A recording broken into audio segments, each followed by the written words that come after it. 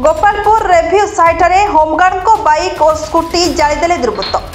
गोपालपुर में दुईटी गाड़ी में निआं लगी ध्वंस। गोपालपुर नोडाल स्कूल निकट में विलंबित राति प्राय 12:30 दुईटी गाड़ी निआं लगी संपूर्ण पोड़ी होता देखा मिली।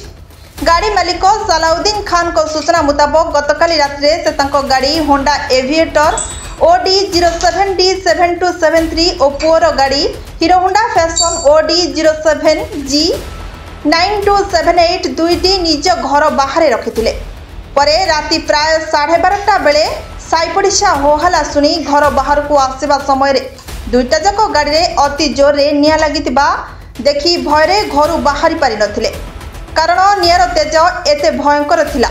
परे स्थानीय लोकों सहयोग रे पानी ढाली निआं को लिभाइबा सेतबेलकु दुईटी जाक गाड़ी संपूर्ण जली जाइथिला। गाड़ी मालिक सलाउद्दीन को कहवा अनुसार राति किए दुर्बृत्त दुईटा जाक गाड़ी में निआं लगाई देछि बोली अभियोग करबा परे सकाळे पुलिस पहुंची विभिन्न दिग बुली देखिबा परे तदंत आरंभ करिछि। Bureau report Subhadra news.